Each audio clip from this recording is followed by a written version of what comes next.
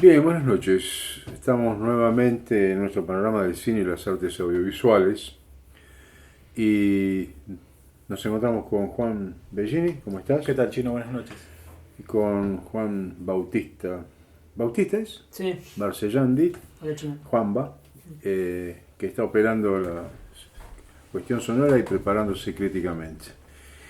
Tenemos algún material dentro del marco de esto de las plataformas o de las salas de cine que de a poco estamos retomando, a pesar de los horarios un poco dispersos o escasos o mezquinos de las películas que nos pueden llegar a interesar más a nosotros, ¿no? Desde el punto de vista de la elección crítica que hacemos.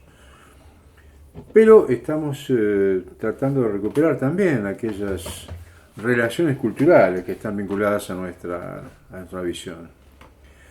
Eh, yo quiero mencionar y agradecer a través del programa un regalo de Fernando Martín Peña, que no necesita mayor presentación, de su último libro que se llama Cine Maldito. Es un libro de la tercera editora de la colección de no ficción.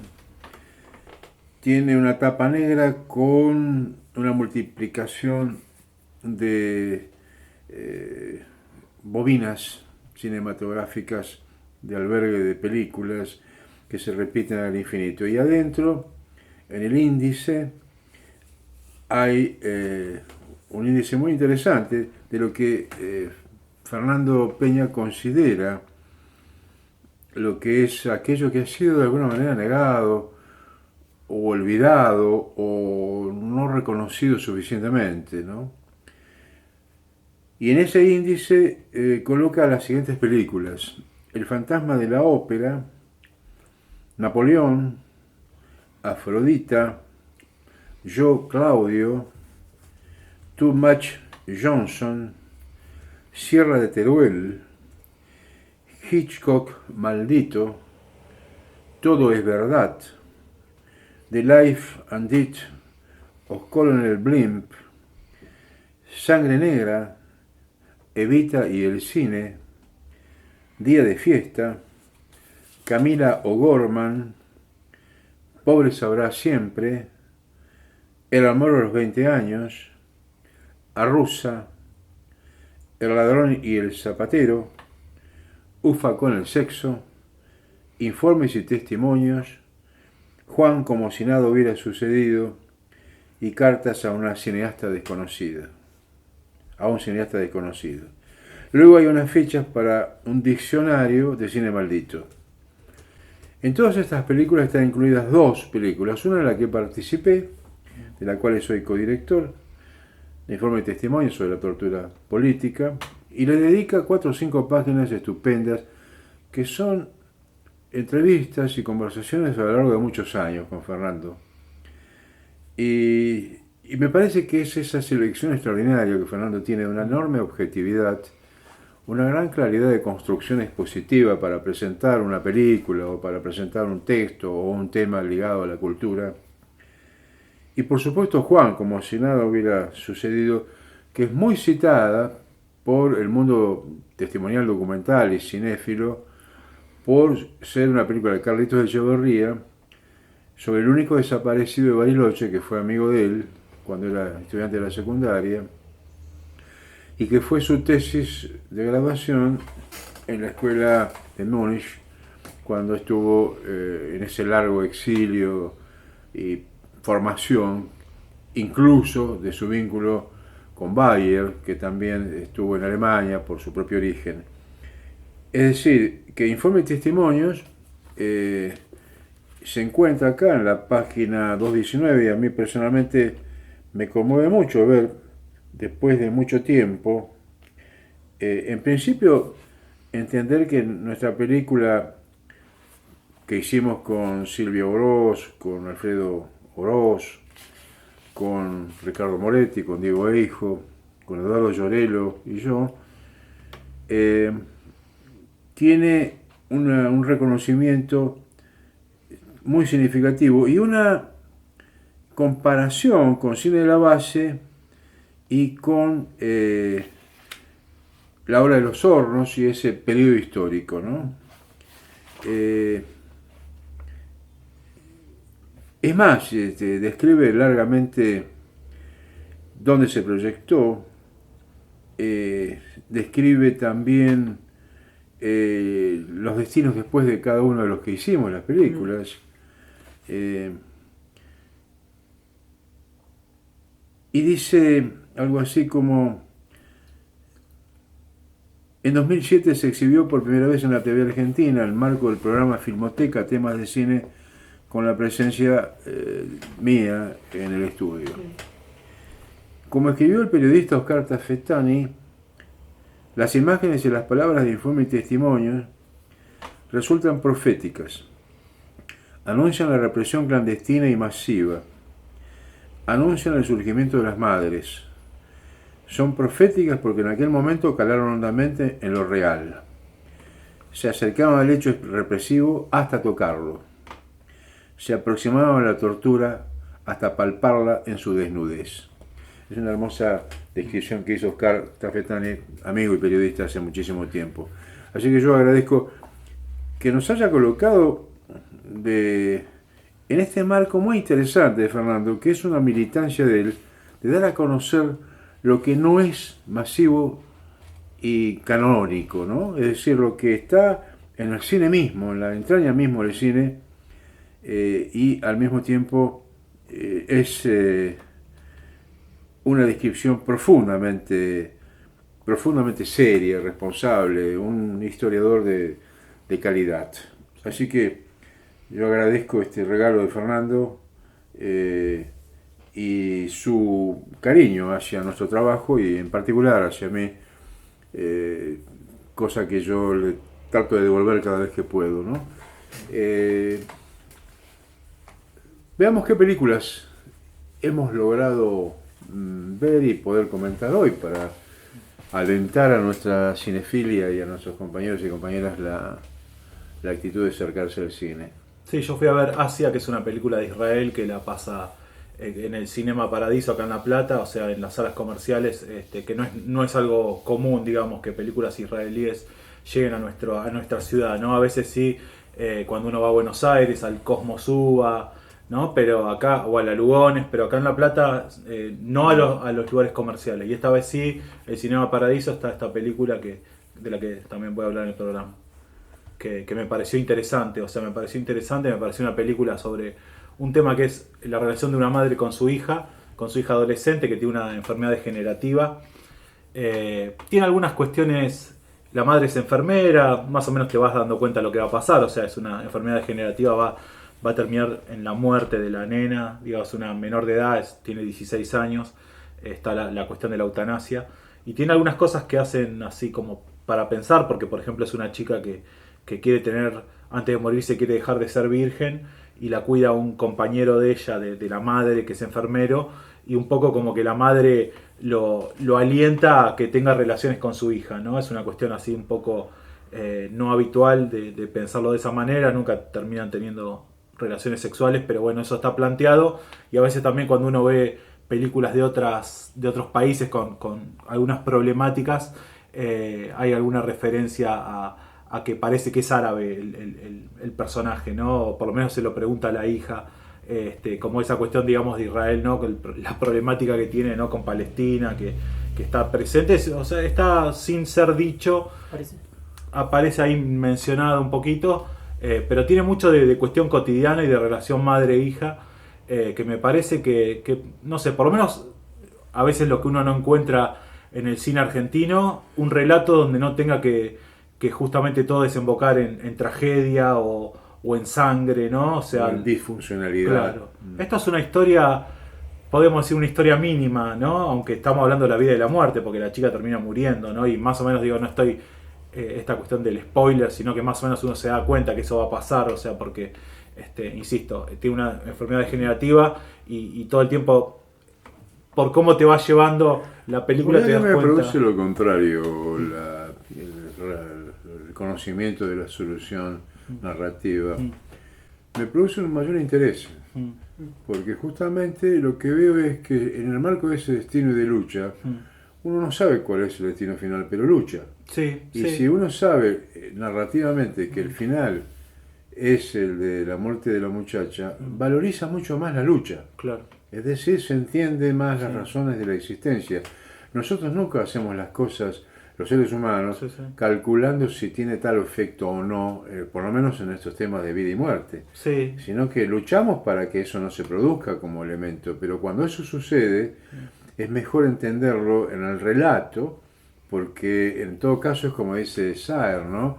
Que sea más real que lo real, ¿no? Sí, incluso ahora lo pensaba porque la chica, digo, tiene 16 años que no puede tomar alcohol, por ejemplo, por la medicación que toma, pero le cuesta, digamos, tener una vida a esa edad donde se ven muchos consumos de alcohol, también de drogas, y entonces le cuesta no vivir esa vida normal, ¿no? Entonces toma alcohol. Y pensaba por un libro que me prestaste, Chino, que es Sin Paz de Richard Yates, donde el protagonista tampoco podría tomar alcohol por las pastillas que toma, pero sin embargo no puede, ¿no? También eso, como también los relatos a veces, entre lo que debe ser y lo que pasa, ¿no? También eso me parece que es lo mejor cuando se narra esa cuestión desde ese lado humano, ¿no? Decir, bueno, o sea, tenés que tomar estas pastillas y no podés tomar alcohol, bueno, cómo eso se viola, digamos, ¿no? Cómo ese límite se pasa. Esa pulsión de la vida, sí, ¿no? Que sos parte de una época, sí, o de una necesidad. Sí, sí, sí.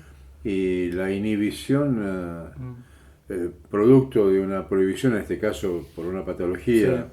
Sí. De hecho se desmaya si ella toma alcohol con las pastillas fuertes que toma, porque bueno, le afecta hasta pierde la conciencia y termina en emergencias, ¿no? Pero también la cuestión de la aceptación para formar parte de algo, la ¿no? necesidad para formar. Sí. Quizá connotativamente también una película sencilla, con una historia cotidiana de carácter dramático, pero que finalmente son las que habitualmente vivimos en la vida real. Tiene el carácter de no necesariamente plantearse el tema de lo que es la nación israelí en el marco del enorme conflicto de Medio Oriente, sino que yo me preguntaría también, creo que hay, y que ustedes me ayudarán, así como se estrena poco cine judío en nuestra ciudad, no sé si alguna vez se estrenó alguna película palestina. Que yo sepa, no. De hecho, hasta, bueno, tampoco hay mucho cine latinoamericano que llega a las salas comerciales de acá, ¿no? De La Plata. No hay. No hay, o sea, no llega. Pero una cuestión, porque también, si bien no toca el tema, está bueno por eso. Yo siempre digo ver el cine también para ver las complejidades de otros países, ¿no? Para no pensarnos que somos el ombligo del mundo y que solamente las cosas nos pasan a nosotros. La madre de la chica es enfermera.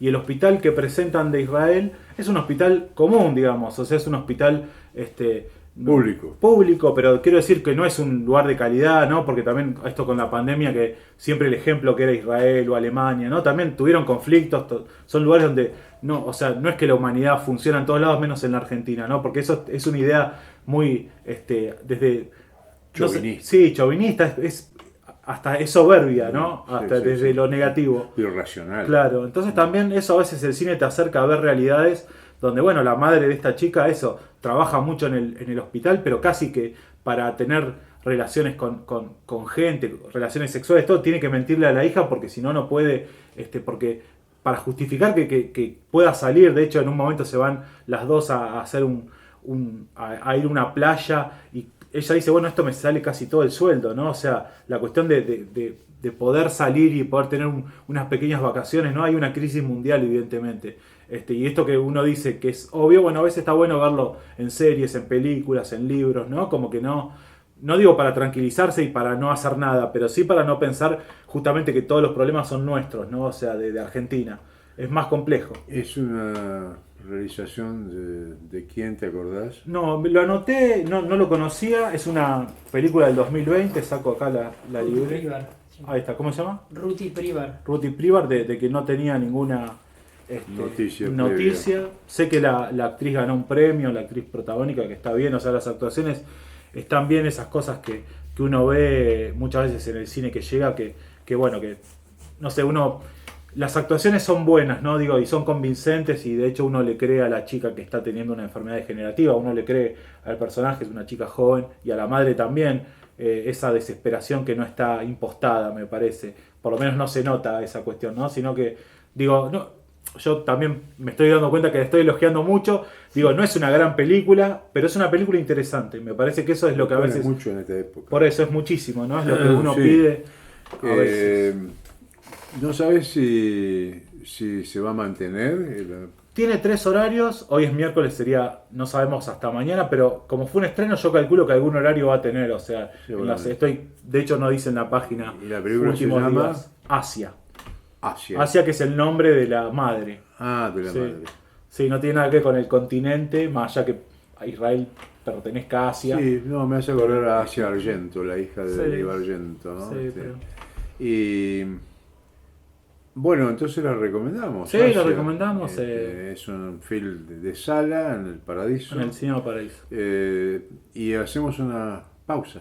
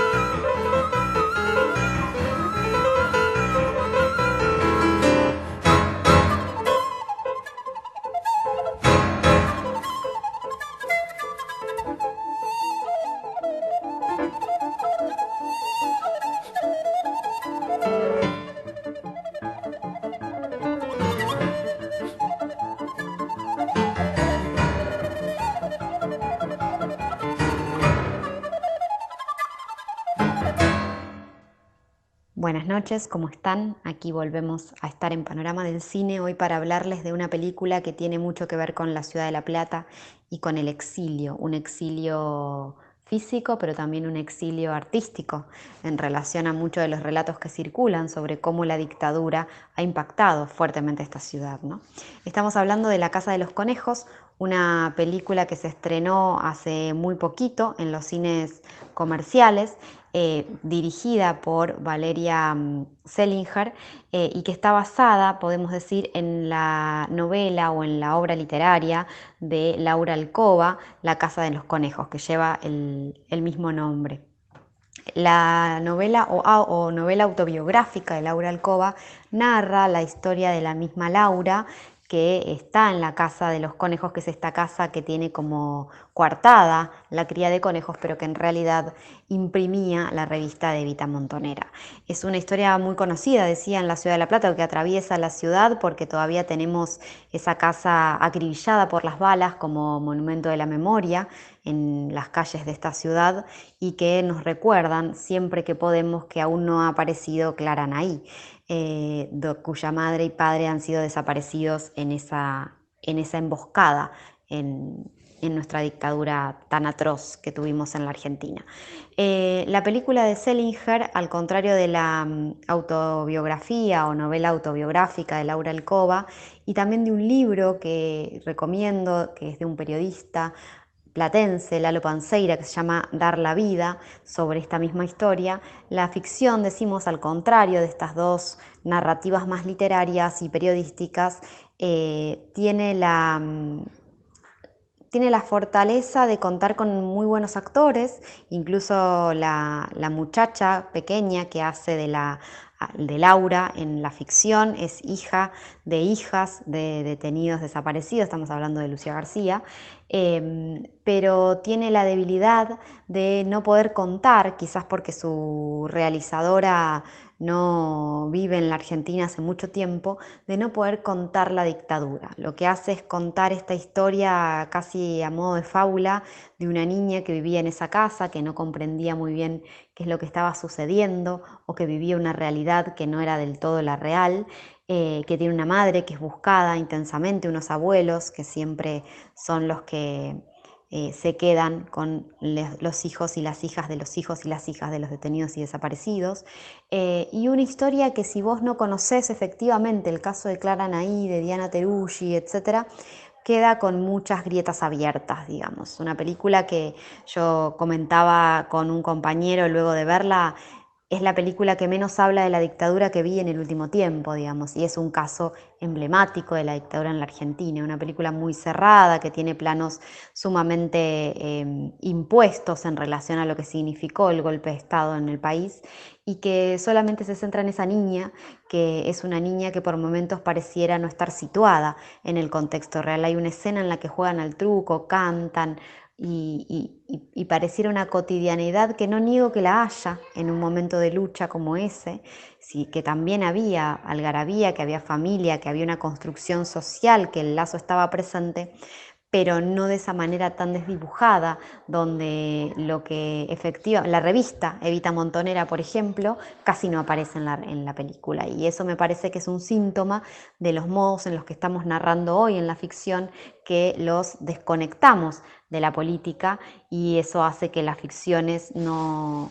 se construyan como realidades posibles en el lenguaje cinematográfico. Así que La Casa de los Conejos podemos decir que es un film clásico que no logra el cometido de seguir construyendo memoria.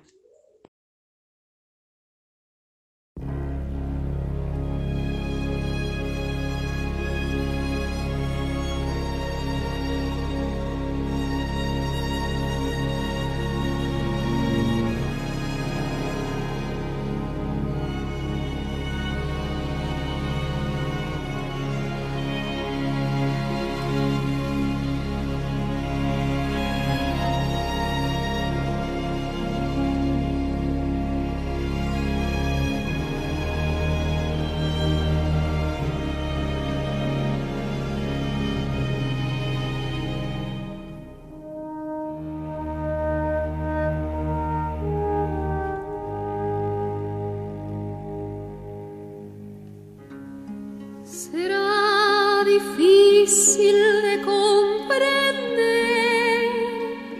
que a pesar de estar ahora aquí, soy del pueblo y jamás lo podré olvidar.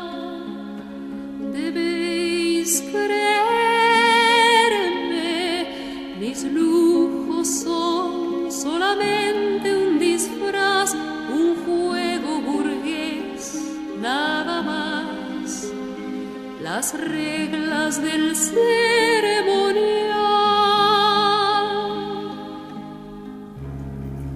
tenía que aceptar, debí cambiar y dejar de vivir en lo gris, siempre tras la ventana, sin lugar bajo el sol. Busqué ser libre, pero jamás dejaré de soñar y solo podré compartir la fe que querrás conseguir. No llores por mi Argentina, mi alma está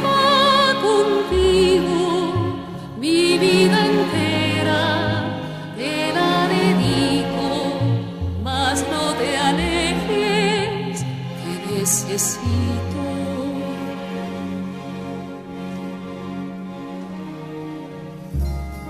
Jamás poderes ambicioné,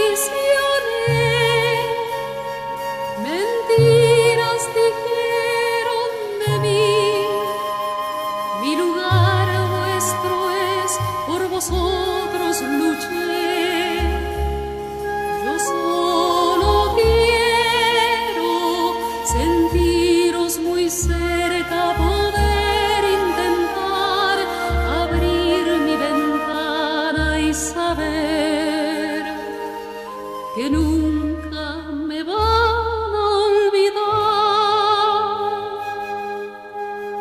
No llores por mi Argentina.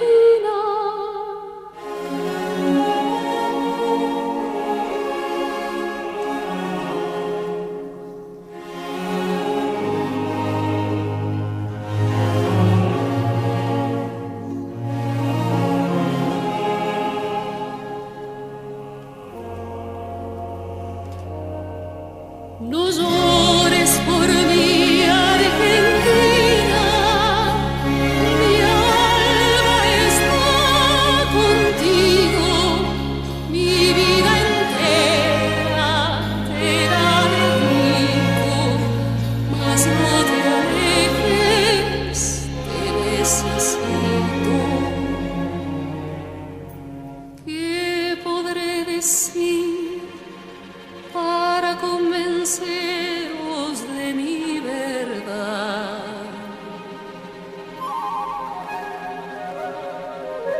Si aún podéis dudar, mirad mis ojos como lloran de amor.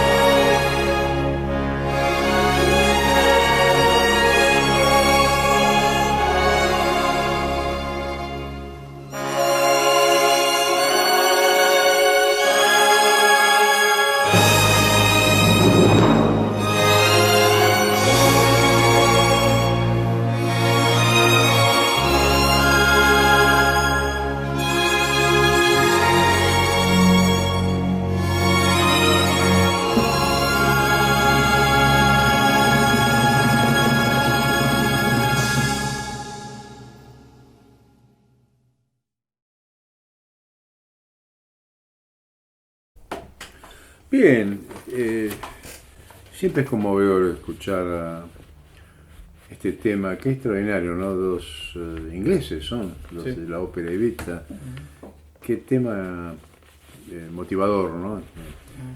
Por supuesto lo decimos porque Diana Teruggi y Daniel Mariano. son los que dirigían esa imprenta donde se editaba la revista Evita Montonera. La película, bueno, no nos ha satisfecho, La Casa de los Conejos, pero hay mucho de estas perspectivas oportunistas, ambiguas, ¿no? No sé cómo entrarle, Juanba, a Prófugo. El prófugo, de Natalia Meta. Sí. Es una película que todavía está en el cine. Trabaja Erika Rivas. Es una película que nace de un libro. Yo no lo leí, el libro de Charlie Failing, que es un escritor rosarino. El libro Que se murió llama... joven. Un libro de los 90, se llama El Mal Menor. En la película, Erika Rivas hace de un personaje que es cantante lírico y que también trabaja como haciendo doblajes para películas extranjeras en las que ella hace los foleys y el doblaje mismo para películas que se van a estrenar en la televisión. Y ella con su marido, que es Daniel Hendler, arranca la película y se van como de luna de miel en un clima muy extraño de una pareja que está en su luna de miel, pero muy, muy pesimista, muy maltrato entre ellos. Y él muy paranoico y se termina suicidando en el hotel. Entonces ella, ¿Termina? suicidando en el hotel, se tira del hotel y cae al piso. De un piso 20, por ejemplo. En República Dominicana. Arranca la película así. Después, Erika Rivas, bueno, hay como una elipsis muy larga de salto temporal y está ella rehaciendo su vida, digamos, luego de ese suceso. Y la película empieza a entrar en un territorio más fantástico, digamos, donde ella empieza a escuchar voces, empieza a sentirse paranoica, asfixiada en el trabajo, en su casa también hay una relación con su vecina en la cual ella le dice que deje de hacer ruido de noche y ella le dice, yo a la noche estoy durmiendo, dice, no, no hago ruido. Y todo el tiempo empiezan a aparecer estas pesadillas extrañas que también están trabajadas en lo sonoro porque ella es cantante lírica y hay mucho de eso, de sonidos extraños, de sonidos relacionados a las orquestas también, que intentan como envolver como espectador en ese enfrascamiento que tiene ella, digamos, psicológico. Lo que me resultó extraño de la película, que quizás es una pregunta, es ¿por qué hacer esa película hoy, digamos? ¿O qué hay de ese libro en esa película que se pueda pensar en el presente, digamos? Porque me parece que un poco ella como personaje, la paranoia, el asfixia, también tiene el hermetismo de la película en sí, digamos. La película es hermética, no hay una relación en el espacio en el que se desenvuelve, parecería ser austera, no sé si me explico. Como que sucede en muy pocos espacios y no hay una relación con dónde vive ella, en qué lugar vive ella, cuál es el presente, si vive en Argentina, qué hace ella más muy allá pandémico. de trabajar. Sí, como una asfixia total, digamos, un hermetismo, un cierre de la película que... Como si hubiera un COVID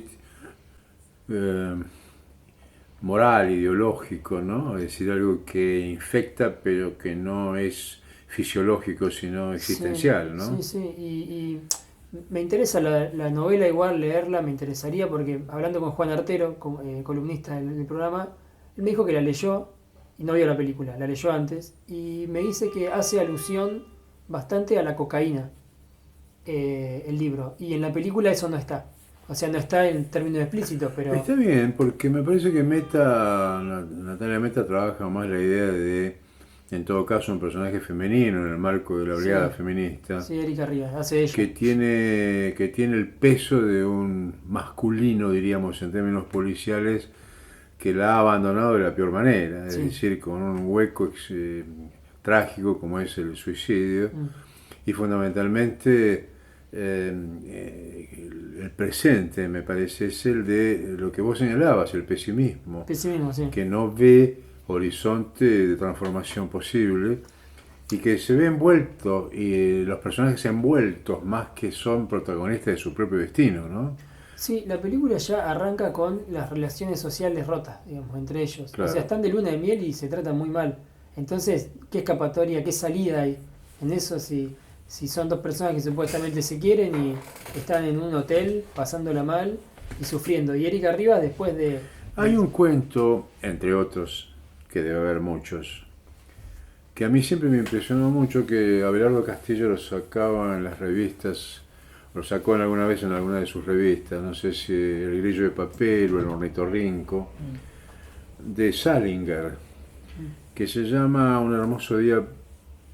un perfecto día para el pez banana. Para el pez banana.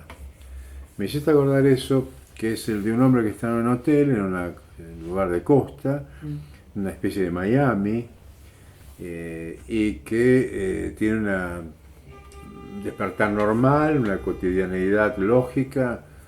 No recuerdo si en el cuento tenía algún vínculo, creo que sí, que había familiares que estaban también con él. Que va a la playa, todo resplandece, todo es de playa, todo aparentemente es de una gran felicidad, y él regresa a su hotel y se suicida. Es decir, hace, digamos, ese síndrome... Es igual, a la película es así. Claro, por eso me hiciste acordar así. El cuento de Salinger, ¿no? Qué extraordinario ese escritor, ¿no? Mirá lo que nos hace convocarlo en esta relación con el prófugo. Y estéticamente, desde el punto de vista, dijiste que era un poco confusa o algo poco referencial con una narrativa más. En muy pocos espacios, 2 o 3, su casa, después su lugar de trabajo, sus 2 lugares de trabajo, uno donde hace el doblaje, que es como un lugar muy oscuro, también esta idea del oscuro, lo encerrado, y donde ella hace canto lírico con otras coristas.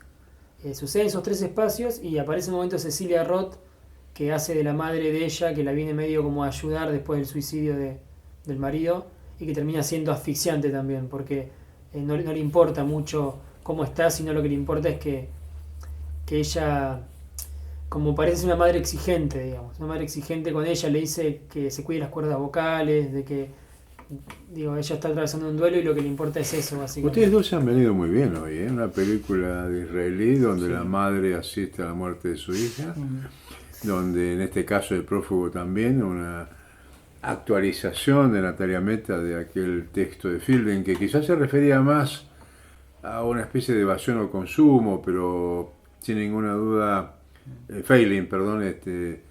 Charlie Failing, que tiene cierto mito y aura de escritor valioso, ¿no? Sí, igual esa novela en un momento estaba, yo la tengo, también estaba Un poeta nacional, eran 3 novelas juntas que venían o sea, se vendía muy barata acá en La Plata en su momento en el Aleph de calle 49, pero pensaba también en esto que, también, ¿no? Para pensar el cine, que vos también, Chino, hacías referencia al COVID, si la gente ahora que está con la posibilidad de salir, ¿no? Si también va a haber el encierro, ¿no? O sea, también, ¿no? En la sala de cine si va a elegir también este tipo de temáticas, ¿no? También es una cuestión para ver qué va a pasar de acá al futuro. Para mí me parece interesante. Digo, no en este caso porque no trabaja el COVID, pero digo, si trabajas el COVID, me parece que van a haber un montón de películas y series de acá en adelante seguramente sobre el tema, o quizás no quieran mostrar eso y no quieran, pero digo, si uno también ahora va al cine y se encuentra con la cuestión cerrada, ¿no? De tan pocos escenarios. Yo el recuerdo que tengo de la novela también es que apareció un personaje masculino que era como una especie de monstruo. Yo me acuerdo que también había el tema de los tacos, que era muy sonoro, aunque uno lo leía en ficción, que eso me parece que era una cosa interesante de la novela. No sé si eso también estará en los sonidos, lo sonoro en la película. Me acabo de acordar que Nahuel Pérez Vizcayart hace de ese personaje que decís vos, que es un chico que trabaja en la parte sonora de donde ella trabaja en ese teatro. Y es un personaje bastante particular, también enigmático. La película todo el tiempo es los personajes como enigmáticos, encerrados. Incluso Mirta Busnelli aparece en un momento, es la que le dice ella que es su compañera de trabajo. Le dice que que ella tiene un prófugo. Ahí aparece la idea del prófugo y que lo tiene que tratar de sacar, digamos. El prófugo sería el marido que se suicidó. Por eso ella está encerrada en esa situación. No me parece que el término se aplique bien, el prófugo. Quizá, bueno, sí, en el sentido de que se evadió de la vida, ¿no? Yo creo, no sé si estoy en lo correcto, pero me parece que tiene que ver con una cuestión de la garganta, el prófugo, cuando uno canta en algo canto técnico. lírico. Sí, por eso está relacionado, me con parece. El vínculo del canto lírico. Sí, porque él dice que tiene un prófugo. Claro, Y que es una anomalía o una disposición algo técnica de la músculo. garganta. Sí, porque de la ella voz. se va a ver en un momento, por eso. Está bien. Pero es verdad que el prófugo Está es raro. connotativamente planteado en relación a Sí. su fantasma, digamos, en términos lacanianos. Hacemos una pausa.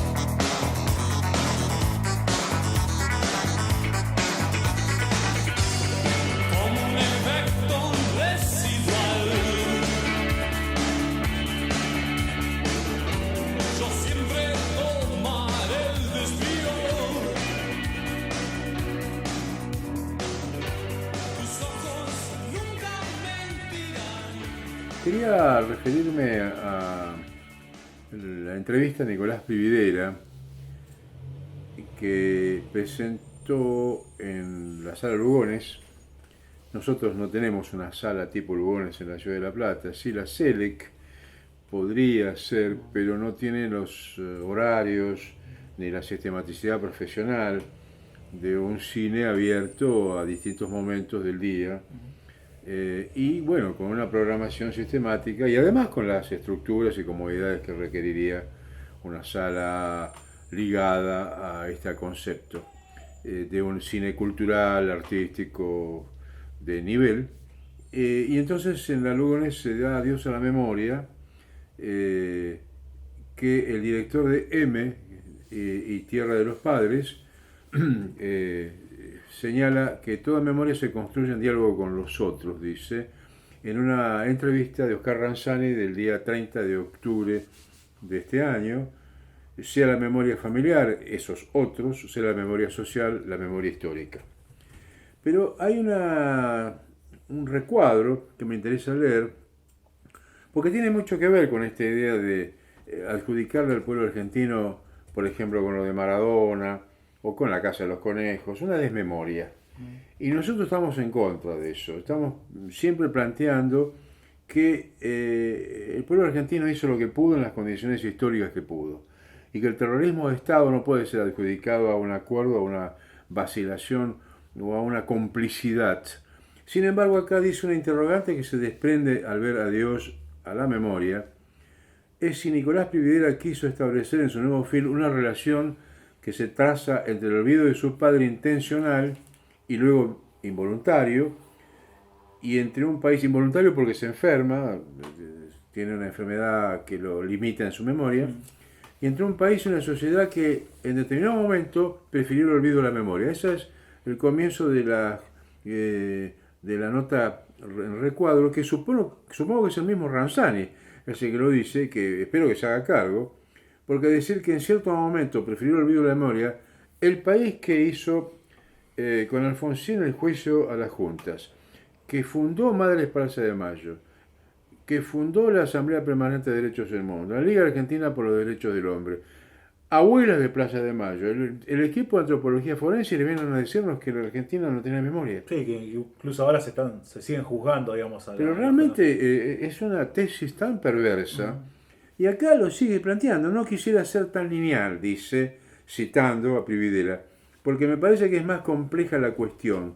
Pero algo de eso hay, por lo menos fue una gran coincidencia el hecho que de algún modo mi padre terminara sus días bajo un gobierno que, como los gobiernos liberales, proponen sacarse de encima el pasado, olvidar, no mirar atrás. En eso coincidimos, que los gobiernos neoliberales o de derecha hagan eso. Y lo argumenta, pasó en los 90, pasó en la dictadura y pasó en los años del macrismo. Entonces, sí creo que desde el Estado había una clara intención de tener una bajada y política en ese sentido, y tenía el acompañamiento, como hubo en la dictadura en los 90, de una gran parte de la población. En esto está el dolor de Prividera de la pérdida de su madre. Evidentemente Neme lo expresó, y hay como una sobrecarga crítica, como si algo hubiera llevado a los padres a transformarse revolucionariamente, a comprometerse políticamente, y hay hijos que aún conservan esa especie de demanda, de resentimiento, de abandono potencial, a pesar de que supuestamente comprenden la naturaleza de los actos del terrorismo de Estado. Y eso es algo sobre lo que la película trabaja justamente, esa dimensión comunitaria y esa dimensión contradictoria, porque es una comunidad que por un lado está pendiente de la memoria, y por otro lado, por supuesto, proponiendo muchas dimensiones del olvido. También está esa dimensión que hay que pensar del olvido necesario cuando se habla en relación a las víctimas. Pero hay una frase, si la sociedad recordara podríamos olvidar, que da un cierto consenso intocable sobre ciertas cuestiones a aquellos que fuimos tocados por la violencia. Y que en realidad acá hay algo que personaliza muchas veces Prividera y otros como él. La idea de que fuimos tocados por la violencia, como si ellos hubieran sido tocados por la violencia, y no toda la sociedad argentina, ¿no? Realmente esto es algo que también, esa personalidad, ¿no? A quienes fuimos tocados por la violencia. Y podríamos descansar de tener que sostener esa memoria. En la medida en que eso no suceda, tenemos que estar en primera línea. Pero lo ideal sería, por supuesto, que la memoria no quedara confinada a las víctimas o a los organismos de derechos humanos o a ciertos sectores sociales o militantes, sino que formara parte, como alguna vez se pensó, de los consensos de la democracia, que evidentemente no lo son. Evidentemente lo que se llama la postdictadura no terminó en los primeros 80, ¿no? Sino que en cierto modo todavía vivimos en ella. Eso dice Prividera. En nuestro programa de hoy hay un comentario sobre lo de Maradona, y ahí también hay una referencia a la dictadura. Como que la dictadura usó el fútbol.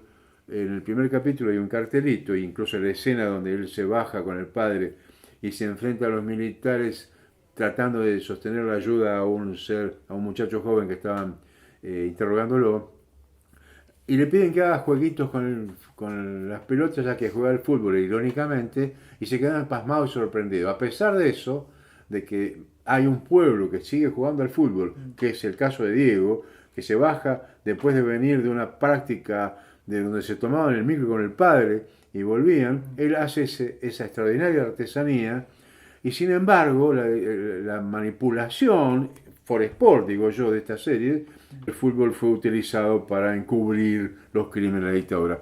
Y los crímenes de la dictadura nunca se encubrieron, se hicieron, que no es lo mismo, ¿no?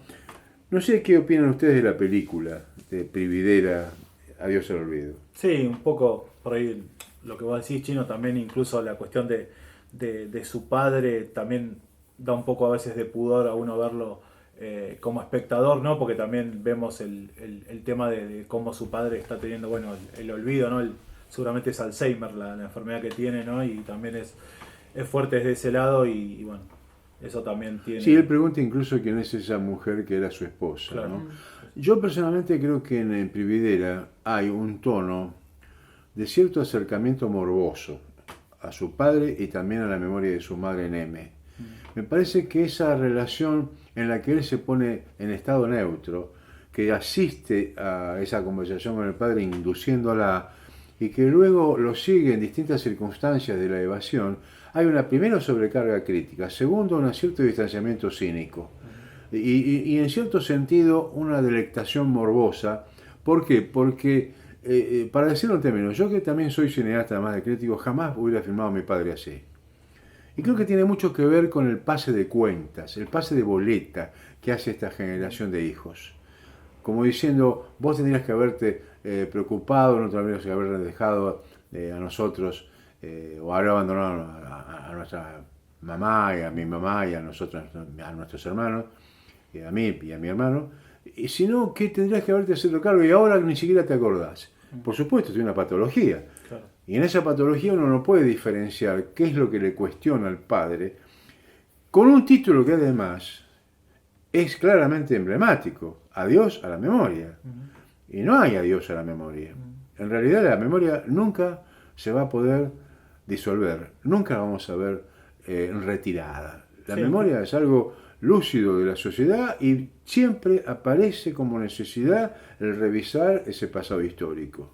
Sí, creo que igual muchos hijos desaparecidos, justamente lo que, no en este caso, pero que han entendido que justamente quienes son culpables de la desaparición de sus padres, todo eso son el genocidio que se cometió en la Argentina, ¿no? Y también cuando hablamos de la figura de genocidio, ahí abarcamos no solamente a las víctimas directas en el sentido de tener un padre desaparecido o una madre, sino todo un sistema, ¿no? O sea, un montón de obreros que se precarizó su trabajo, de gente que no pudo acceder a la universidad, de facultades que se cerraban, ¿no? Fábricas que se cerraban, o sea, todo un proceso que abarcó también un montón de sectores que van más allá de los militares y la policía, ¿no? O sea, la iglesia, los grandes medios de comunicación, es complejo, ¿no? O sea, también pensar eso, digo, me parece interesante que justamente se lo juzgue por las barbaridades que hicieron, ¿no? Entonces también eso me parece que no hay que olvidar cuál es el objetivo en realidad, ¿no? De esa memoria. Vamos a pasar un fragmento de una entrevista que le hicimos a Nicolás en ocasión del estreno en su oportunidad, bajo otras condiciones, no sé, ya hace un tiempo, sí, pero el que Festival sí. de Mar del Plata. ¿Sí? Claro, el Festival de Mar del Plata, y que está por venir ahora un nuevo festival, así que casi un año ya, sí. Donde fue distinguida la película Dios a la memoria. Él dice lo siguiente: en Adiós a la memoria todo es verdad, pero hay un trabajo de distanciamiento y de tensión interna. La tercera persona es mi voz, dice él. Escuchemos entonces un fragmento de lo que nos dice Prividera y después vamos al corte. En primer lugar, Nicolás, el esfuerzo extraordinario de transferencia y de recuperación de todos los films que fueron recogidos tanto en el seno de tu familia como citas muy interesantes y muy amables como lo que haces con Lumière, ¿no? Es decir, yo, si me permito recordar, tengo un Super 8 que participó en un Méliès con un premio en el que coloqué la salida de las obreras de la fábrica, pero que prácticamente son más mujeres que varones. Y me pareció, junto con ese homenaje, digamos, o esa mirada sobre el cine como registro de la vida, del mundo, luego aparece Casablanca, ¿no? Es decir, hay un amor al cine que se incorpora a esta reflexión, ¿no? ¿Cómo fue creándose eso en el marco de todas las otras películas que vos equiparás con lo que se filmó y que le das una entidad extraordinaria, una importancia y una significación a esos fragmentos de la vida cotidiana, del bellísimo momento de tu madre y tu padre en la cama, ¿no? Son conmovedores. Y lo interesante es que es ese discurso que sin duda vos considerás que debe ser dominante también y que se interactúan con las imágenes, tienen un planteo. Por ejemplo, a mí me hace acordar, me acordé hace poquito, charlábamos con los compañeros de lo que cuando vimos la película, esa referencia al Conde de Montecristo. Hay una definición que creo que también la da Gramsci, que vos mencionás, que es que el Conde de Montecristo no quería la libertad sino venganza. Y a mí me parece que en realidad ese es uno de los temas, de los filos más interesantes de la interpretación de la película, en la que vos tenés finalmente una esperanza, pero también al mismo tiempo hay cierto pesimismo crítico, diría Gramsci, ¿no? Cierto pesimismo en la inteligencia. Y yo pensaba que en realidad el personaje del Conde de Montecristo lo que quiere es justicia. Sí, bueno, yo creo que está confundido, es un muchacho que estuvo mucho tiempo preso, digamos, Sí. pero creo que ese es el conflicto en Montecristo. Yo me basé en realidad en una interpretación de un antropólogo y escritor francés que se llama Marco G, que en un libro que se llama La forma del olvido habla de Montecristo, y habla de eso, dice que Montecristo es la novela del olvido imposible, es alguien que está literalmente anclado a su pasado y que se ha convertido en su pasado y justamente no de algún modo su presente está habitado, por más que sea justamente otro, ha cambiado de vida de algún modo, incluso de identidad, y sin embargo, por supuesto, está abrazado al pasado, cosa que se entiende y a la vez es su conflicto, digamos, ¿no? A mí me parece que ese es un poco, por supuesto, el planteo, por eso el título, un poco, no irónico de la película, pero sí en su paradoja, si uno quiere, ¿no? Porque ciertamente es una película que habla sobre la bondad de hacer memoria y todo eso, y a la vez, bueno, de que no es tan sencilla la cuestión, digamos, sino que tiene la memoria y el olvido son dos fenómenos que están ligados de algún modo, que construyen nuestra identidad personal, política, histórica, que está hecha de memorias y olvidos, para bien y mal, y bueno, y un poco cómo lidiamos con eso. Y en ese sentido, bueno, todas las películas que vos mencionás que aparecen, bueno, aparecieron un poco naturalmente, si bien aparecieron a lo largo del tiempo, o sea, no es que al principio estaba así, eso pensado. Pero después en un momento, naturalmente, por distintos motivos, pues yo pensaba al principio solo usar las películas familiares, y después empecé a darme cuenta que necesitaba incorporar otras cosas, y me di cuenta naturalmente que bueno, que la memoria está hecha de un montón de cosas, y el cine es parte de nuestra memoria finalmente también. Claro.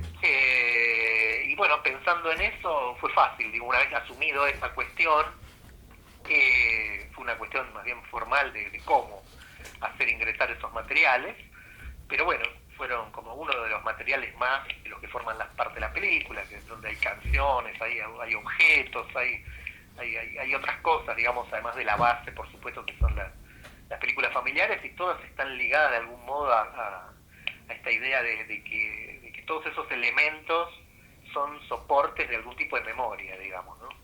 Y olvido también. Y bueno, y cómo hacerlos jugar y entrechocar y discutir incluso, si es posible. Hay capítulos muy interesantes como orientan la estructura, que supongo han sido producto de una reflexión tuya en el proceso de edición, de montaje, ¿no? Cámaras, signos, espectros, represiones. Esa organización, en realidad, la sensación que yo siempre tengo cuando veo tus trabajos es que hay una organización muy coherente, pero al servicio de una búsqueda sensible. Es decir, por ejemplo, la imagen de esa mano tuya, porque es una tercera persona, pero al mismo tiempo es ese alter ego que también utiliza Piglia con Emilio Renzi, ¿no es cierto? Es decir, ese alter ego que hace que vos toques la placa que indica el nombre de tu madre en un conjunto de placas en la ribera. Esa presencia, ¿no?, de tocar, de serlo tangible.